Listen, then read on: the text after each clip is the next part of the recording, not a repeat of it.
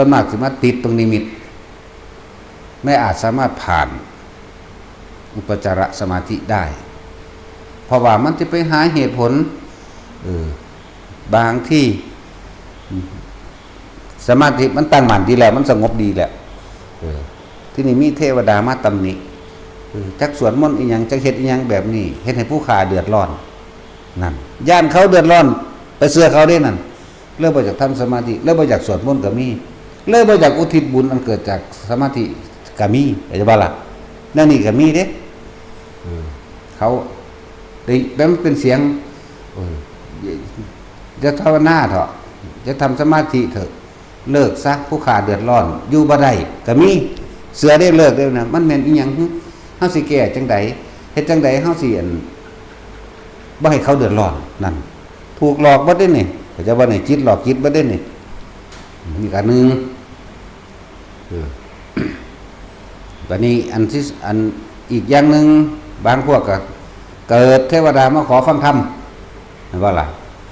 เต็มอยู่บัดนี้มันเกิดในเจ้าของเองนั่นแหละเกิดนั่นคิดค่อยตามจากสงเคราะห์เขาดิใช่ปะหมายเจตนาขึ้นมาแล้วว่าแสดงธรรมเรื่องใดนอได้ก็เอาแล้วมันเบาอยู่ผู้เดียวได้บัดนี่นะโมตัสสะภะคะวะโตอยู่ผู้เดียวแล้วเบาผู้เดียวนั่นแหละตาเทพเราเคยเป็นอยู่ ขึ้นท่านมาตอแหลมๆเราไปนั่งได้จังไดเนาะคือไปนั่งได้นี่แล้วมันติเสือแต่มันก็สิเทศให้เขาฟังเข้าใจป่ะล่ะนี่ก็เอิ้นว่าบ่ผ่านในขั้นอุปจาระบางทีก็ไปเห็นญาติที่ตายไปแล้วกังวลไปทรงคิดจากไปแก้ไขเรื่องราวต่างๆหรือคิดจากซอยเขาไปเลยได้ถูกหลอกหมดนะไม่ใช่เรื่องจริงจักอย่างเด้อบางทีก็เห็นพ่อแม่ที่ตายไปแล้วว่าร่างกายเศร้าหมองว่าใส่เสื้อผ้าเปื้อนเลือดมั่งหรือตกนรกที่เห็นแบบนรกใหม่เลยกีกันเลยจังสินะคิดออกไปน้ำผุนจนภาวนาบ่ได้หมดเด้นั่นแหละพวกอันวิปลาสเรียกว่า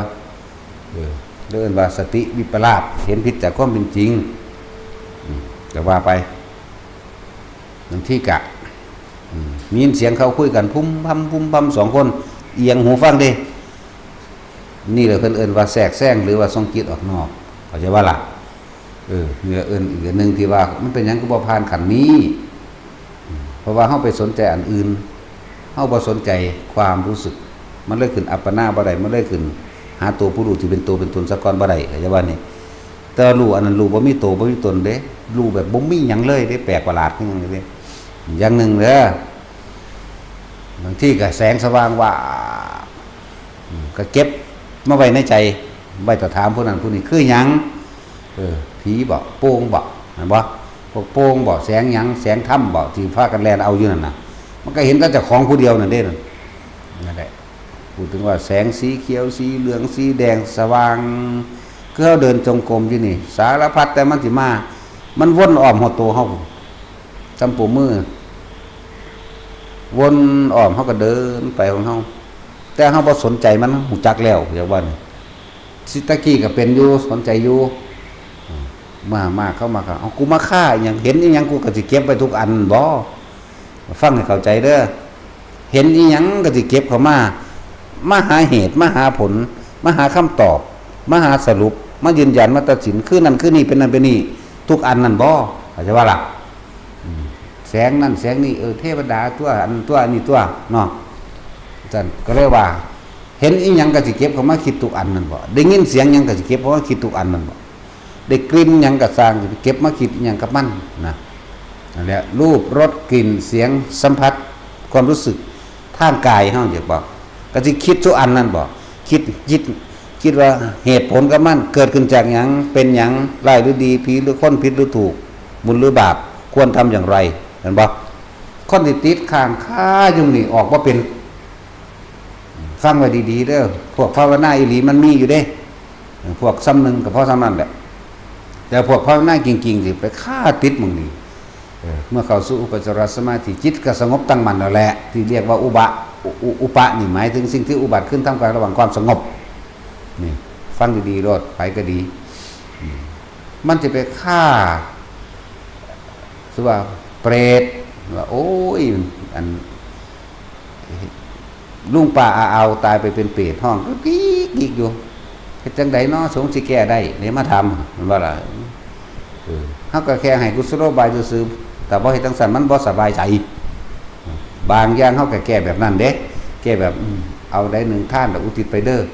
บัดนี้ด้วยความสบายใจคลายกังวลมันก็หายไปเองเด้ที่จริงมันบ่มีเรียกว่าล่ะมันบ่เป็นคือมันแก้นิสัยหรือแก้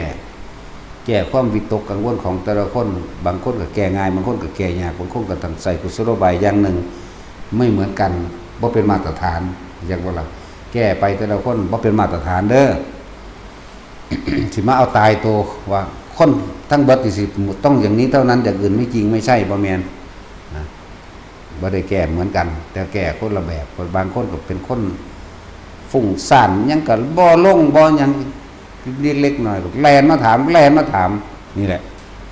คือต้องแก้ไปทีละอันสำหรับคนฟุ้งซ่านมากสำหรับคนที่ถิ่มเร็วก็แก้ง่ายทีเดียวก็หายเลยแบบนี้บางทีก็เห็นแสงดุจดังว่าพระจันทร์เต็มดวงแต่ลอยเข้ามาใกล้ๆต่อกับลูกฟุตบอลมั่งใหญ่กว่ามั่งแล้วแต่สิเป็นไปเด้อสีเขียวสีเหลืองสีแดงหรือเดินจงกรมอยู่นี่แต่ว่ามันสามารถสว่างเห็นทางได้จริงๆเข้าใจป่ะสว่างบักใหญ่เลยสัมผัสลม16 นิ้ว18 นิ้ว20 นิ้วพุ่นล่ะสว่างเฮาก็เดินเห็นเฮาก็เห็นทางจริงๆเลยเดินไปเดินแต่เฮาบ่สนใจจังว่าเห็นก็คือเห็นบ่สนใจให้ความหมายหยังกับมันบ่ให้คายหยังกับมันเลย